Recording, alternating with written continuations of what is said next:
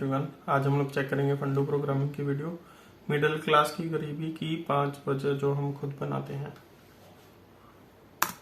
साल 2016 में you story की एंकर ने डरते हुए रतन टाटा जी से आखिरकार ये पूछ लिया कि आखिर वो ऐसी कौन सी चीज है जो रतन टाटा जी को बहुत ज्यादा पसंद है। अब इस सवाल पर सर रतन टाटा जी ने बताया कि वो हमेशा से एक बढ़िया सा पियानो खरीदना चाहते थे, लेकिन जब उन्होंने पियानो के प्राइस टैग को देखा तो भाई उन्होंने अपना मन ही बदल दिया और वो आज तक पियानो खरीद ही नहीं पाए। अब ये बात सुनकर सामने बैठी मोहतरमा जाहिर सी बातें बहुत ज्यादा शॉक्ड हो गई कि भाई साहब सर रतन टाटा जी जो हर साल हजारों करोड़ रुपए बस लोगों को यूं ही डोनेट कर देते हैं, उनके लिए भला एक मामूली सा पियानो खरीदना कब से इतना मुश्किल सा हो गया है। और भाई यहाँ पे तो लोग 10,000 की छोटी मोटी नौकरी करने वाले लोग भी आईफोन खरीद कर शो ऑफ करने लगते हैं। इसलिए भाई सर रतन टाटा जी का ये बिहेवियर सबको बहुत ही ज्यादा अजीब सा लगा। इसलिए भाई लड़की ने हिम्मत करके रतन टाटा जी से पूछ लिया कि सर आपको भला प्राइस के बारे में चिंता करने की क्या ही जरूरत है, आप चाहो तो पूरी की पूरी पियानो कंपनी खरीद सकते हो, आपके लिए प्राइस कौन सी बड़ी बात है। अब भाई इस पर मुस्कुराते हुए रतन टाटा जी ने कहा कि सच बताऊं तो मुझे अपने पैसों को बेफालतू में खर्च करना सही नहीं लगता। अब भाई जहाँ आज पूरी दुनिया भाड़े के कपड़े पहनकर बस यूं ही बाहर से खुद को अमीर और सक्सेसफुल दिखाने में लगी हुई है, वहाँ पे आके रतन टाटा जैसे अल्ट्रा सक्सेसफुल लोग अपने ऊपर एक रुपया भी खर्च क्यों नहीं करना चाहते। आखिर भाई ऐसा कौन सा माइंडसेट वो अपने लिए फॉलो करते हैं, जैसे कि भाई इसी दुनिया में रहने वाले लोग पूरे पूरे दिन काम करके अपने मामूली से ईएमआई और लोन भी पे ऑफ नहीं कर पाते, वहीं ये अल्ट्रा सक्सेसफुल लोग हर साल बिलियंस ऑफ रुपीज तो भाई यूं ही दान कर देते हैं जैसे कि कुछ हुआ ही ना हो। और भाई क्या ऐसा सच में पॉसिबल है कि हम भी अपने इस मिडिल क्लास वाले दलदल से बाहर निकलकर इनके जैसे एक्चुअली में रिच बन सकते हैं, दिखावे वाला रिच नहीं। और भाई सच सच बताना कि क्या कोई सच में ऐसा तरीका है जैसे कि हम यानी कि नॉर्मल कॉमन इंसान भी दुनिया के टॉप 1% के क्लब में शामिल हो सकते हैं। तो भाई दिल थाम लो, क्योंकि आज इस वीडियो में हम इन्हीं सारे सवालों के जवाब विद प्रूफ एंड एविडेंस के साथ जानने वाले हैं और सारे राज से पर्दा हटाने वाले हैं। इसलिए इस वीडियो को पूरा जरूर देखना, क्योंकि इस वीडियो में मैं कोई भी बात अपने मन से नहीं बताने वाला, बल्कि सारी चीजें जो हमें प्रॉपर रिसर्च के थ्रू मिली है ना, वही चीजें बिना कोई फिल्टर के मैं आपके सामने रखने वाला हूँ, जिसे अगर आप चाहो तो वीडियो खत्म होने के बाद खुद से भी वेरीफाई कर सकते हो। So hey beautiful people, welcome to Fundoo programming. मैं हूँ आपका दोस्त फंडू बॉय। तो भाई यहाँ पे सबसे पहले तो हम ये समझ लेते हैं कि आखिर ये मिडिल क्लास ट्रैप होता क्या है। तो भाई हर वो इंसान जो अपनी जरूरतों को पूरा करने के लिए सालों सालों तक मेहनत करता है, सैलरी भी अच्छी खासी कमा लेता है, लेकिन इसके बाद भी वो इंसान लॉन्ग टर्म में ना तो अपनी लाइफ में कुछ बेहतर कर पाता है और ना ही बेचारा कोई अपने लिए फाइनेंशियल फ्रीडम हासिल कर पाता है। तो भाई बस ऐसे इंसान को मिडिल क्लास ट्रैप का हिस्सा माना जाता है। और इधर उधर की बात छोड़कर अगर हम टाइम्स ऑफ इंडिया की वेबसाइट पे होस्ट की हुई इस रिपोर्ट की माने ना, तो वो सारे लोग जिनकी सालाना इनकम भाई 5 लाख से 30 लाख के बीच में आती है ना, वो सभी लोग इस मिडिल क्लास ट्रैप के हिस्सा है। साल के भाई 30 लाख कमाने वाले को ज्यादा खुश होने की जरूरत नहीं है, क्योंकि वो भी भाई एक तरीके से मिडिल क्लास ट्रैप का ही हिस्सा है। और भाई यहाँ पे सबसे डरावनी बात तो ये है कि जहाँ 2004 और 2005 में भारत के अंदर नॉर्मल मिडिल क्लास बस 14% है, तो वहीं भाई पिछले साल तक ये 31% तक बढ़ चुके हैं। यानी कि बस 10 से 15 सालों के अंदर इस ट्रैप के अंदर लोगों की संख्या डबल हो चुकी है एक्चुअली में देखा जाए तो। और भाई अगर आप ये सोच रहे हो ना कि चलो ठीक है, अब थोड़ी ना इस ट्रैप में लोगों की संख्या बढ़ने वाली है, तो भाई साहब प्राइस की इस रिपोर्ट के अनुसार 2047 तक भारत के अंदर भाई 63% लोग इसी ट्रैप में फंसे हुए आपको दिखने वाले हैं। यानी कि आज से अगेन 20-22 साल के बाद भारत के अंदर मिडिल क्लास लोगों की संख्या एक्चुअली में फिर से डबल होने वाली है। जहां भाई एक तरफ तो दुनिया के 95% लोग दिन रात मेहनत करके लोन और ईएमआई भरने में बिजी रहने वाले हैं, वहीं समाज के कुछ चतुर और चालाक लोग टॉप के 5% में बैठकर मजे से अपनी लाइफ को एंजॉय करते हुए आपको नजर आएंगे। खुद ही देख लेना आप। तो भाई अब सवाल ये आता है कि आखिर भाई हम ऐसा क्या करें कि आने वाले सालों में इस मिडिल क्लास ट्रैप का हिस्सा ना बनकर हम भी एक्चुअली में उस चतुर चालाक लोगों की तरह टॉप 1% के क्लब में बैठकर आराम से मजे कर सके। तो भाई इसके लिए सबसे जरूरी चीज पहले तो ये है कि एक स्टेबल इनकम सोर्स बिल्ड करना, क्योंकि भाई अगर हम डेटा की बात करें ना, तो भले ही मल्टी डायमेंशनल पॉवर्टी रेट पहले के मुकाबले में इंडिया में कम हुई है, मानते हैं, लेकिन भाई ग्राउंड रियलिटी तो यही है कि भाई आज भी इंडिया के बड़े पोर्शन ऑफ यूथ के पास एक स्टेबल इनकम है ही नहीं। और अगर जिनके पास इनकम है भी, तब भी लोग महीने के अंत में आते आते बस 1000-2000 रुपए ही बचा पाते हैं, जिस कारण ही ये लोग हर सुबह उठते हैं, मेट्रो में धक्के खाते हुए ऑफिस जाते हैं और अपने जरूरतों को पूरा करने के लिए दिन रात एक करके गधा मजदूरी करते हैं, ताकि वो बेचारे समय से ईएमआई भर के अपने छोटे मोटे सपनों को पूरा कर सके। अब भाई ऐसे में लाखों लोग इस मायाजाल से बाहर निकलना तो चाहते हैं, लेकिन इन बेचारों को कोई सॉल्यूशन ही नहीं पता।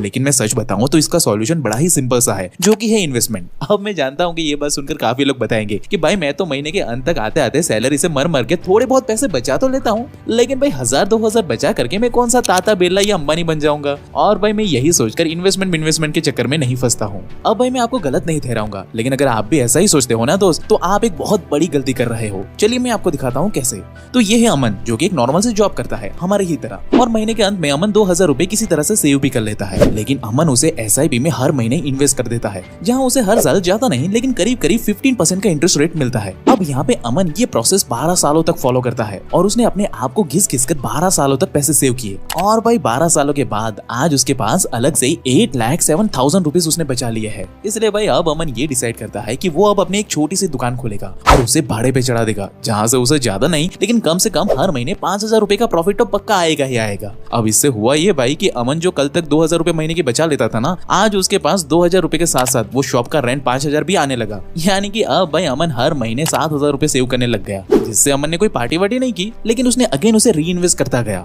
और भाई इस बारी अमन को 8 लाख रुपए सेव करने के लिए 12 साल तक वेट करने की जरूरत नहीं पड़ी, लेकिन अगले 5-6 साल में ही उसने वापस से 8 से 9 लाख रुपए जमा कर लिए और एक दुकान फिर से खरीद ली, और वहां से भी भाई को क्लियर मुनाफा आने लगा। लेकिन हाँ, अब मैं मानता हूँ कि जरूरी नहीं कि हर कोई अमन की तरह ऐसे ही दुकान ही खोलता है, क्योंकि हर किसी को पसंद नहीं आता ऐसे दुकान खोलना। तो भाई ऐसे में आप लोग अपने पैसे को निफ्टी 50 या निफ्टी नेक्स्ट 50 के इंडेक्स फंड में भी इन्वेस्ट कर सकते हो, जहाँ से करीब करीब हमें ज्यादा नहीं लेकिन 18% का इंटरेस्ट रेट तो सालाना मिल ही जाएगा, जिससे कि भाई आपके यही 2000 रुपए अगले 12 सालों में 10,19,000 रुपीज बन जाएंगे, जो कि क्लियर मुनाफा आपको मिलेगा। और भाई इन पैसों को बनाने के लिए आपको कोई एक्स्ट्रा मेहनत भी नहीं करनी पड़ेगी, बस आपको स्मार्टली अपने लिए एक स्टेबल सोर्स ऑफ इनकम को जनरेट करना है, बस इससे ज्यादा और कुछ भी नहीं करना है। और अगर हाँ आप जीरो से शुरुआत कर रहे हो तो पैसे कमाने के लिए आप ChatGPT और AI की मदद भी ले सकते हो। आजकल तो वहाँ से भी लाखों लोग एक तगड़ी मोटी कमाई कर रहे हैं। इसके ऊपर हमने भी एक वीडियो कोर्स बनाया हुआ है, चाहो तो आप उसे भी देख सकते हो, वो भी आपको पक्का मदद करेगा एक stable source of income generate करने के लिए। लेकिन भाई यहाँ पे एक मजेदार बात यह है कि आज हर दूसरे इंसान को इसके बारे में पता तो सब कुछ है, लेकिन इसके बावजूद भी लोग कुछ बड़ा उखाड़ ही नहीं पाते और बस अपने ज्ञान को बस अपने दिमाग में लेकर घूमते रहते हैं। क्योंकि भाई आजकल मेजॉरिटी लोग अपने लिए लॉयल रहने की उम्र में बड़ी बड़ी MNC कंपनी के लॉयल कस्टमर बन चुके हैं।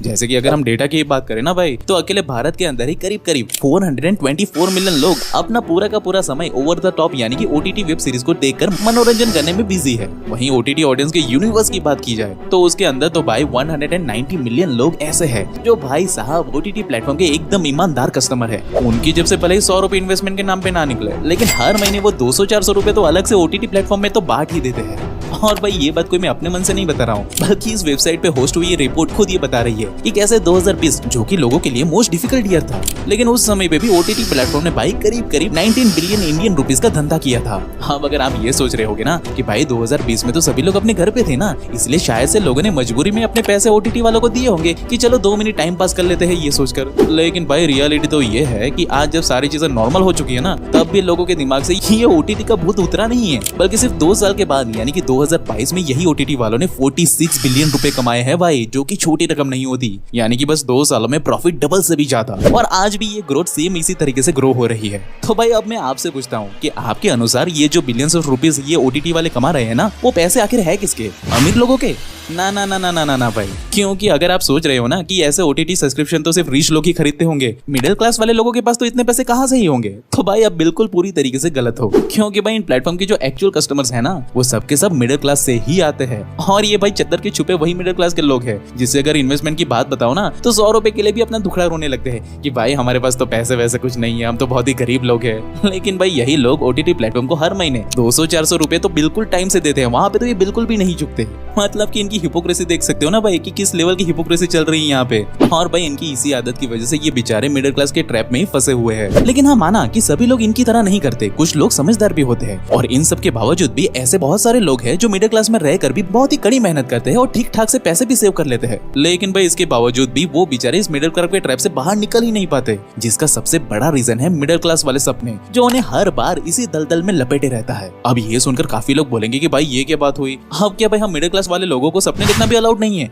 तो दोस्त ऐसा बिल्कुल नहीं है, सपने देखना गलत नहीं है, लेकिन भाई मिडिल क्लास के सपनों में एक बहुत ही हल्की सी प्रॉब्लम है जिसके बारे में कोई बात ही नहीं करता। तो असल में होता कुछ ये है कि ज्यादातर लोग जब जॉब करके पैसे कमाते हैं और उसे सेव करते हैं, और जब ये सेविंग अच्छी खासी लेवल पे पहुंच जाती है ना, तब वो इन पैसों में आग लगा देते हैं। अब अब आप बोलोगे कि ये क्या बात हुई भाई? तो भाई असल में होता कुछ ये है ना कि मिडिल क्लास वाले लोग एक अच्छी खासी सेविंग करने के बाद उन सारे पैसों को अपने किसी एक सपने को पूरा करने के लिए रातों रात उड़ा देते हैं। जैसे कि इस वेबसाइट पे होस्ट की गई ये सर्वे खुद ये बताती है कि भारत के अंदर करीब करीब 60% लोग भाई ऐसे हैं जो भावनाओं में बहकर अपनी नॉर्मल प्लानिंग से ज्यादा खर्च कर बैठे हैं। वहीं 30% लोग तो ऐसे हैं जो शादी के समय अपनी जमा पूंजी के साथ साथ एक्स्ट्रा लोन उठाकर भी अपने पैसों को आग लगा देते हैं। और ये बात सिर्फ शादी तक लिमिटेड नहीं है भाई, ना ना ना ना ना ना ना, बल्कि ऐसा ही कुछ वो अपनी मन पसंदीदा कार, आईफोन या और भी ऐसे बेफालतू के लग्जरी आइटम को खरीदने के लिए कर देते हैं। और ये बात कोई मैं नहीं बता रहा हूँ, बल्कि 2020 में एल्बा ने अपनी वेबसाइट पर खुद ये सर्वे को होस्ट करके दिखाया है, जहाँ ये बात साफ साफ निकल करके आई है कि करीब करीब 83.3% लोग अपने part time and full time काम करने से मिलने वाले पैसों को कई महीने तक सेव करने के बाद एक ही झटके में अपने लिए लग्जरी आइटम खरीदने के लिए एक झटके में उड़ा देते हैं। अब भाई यहाँ पे आप खुद सोच कर देखो कि जहाँ मिस्टर रतन टाटा जैसे वेल्दी इंसान अपने ऊपर छोटी सी रकम को खर्च करने से पहले इतना सोचते हैं, वहीं ये बेचारे मिडिल क्लास में फंसे लोग अपने एक छोटे से गोल के पीछे पूरी की पूरी सेविंग को आग लगा देते हैं। और यही माइंडसेट भाई उन्हें जिंदगी भर इस ट्रैप में फंसाए रखता है। अब भाई यहाँ पे मैं आपको ये बिल्कुल नहीं कह रहा हूँ कि अपने सपने को पूरा मत करो, पूरा करो दोस्त, बिल्कुल पूरा करो, लेकिन सिर्फ अपने एक सपने को पूरा करने के लिए अपनी पूरी की पूरी फ्यूचर लाइफ को ही बर्बाद कर देना, ये कहाँ की समझदारी हुई भाई? आप इसके बारे में क्या सोचते हो मुझे कमेंट करके बताओ। हम कमेंट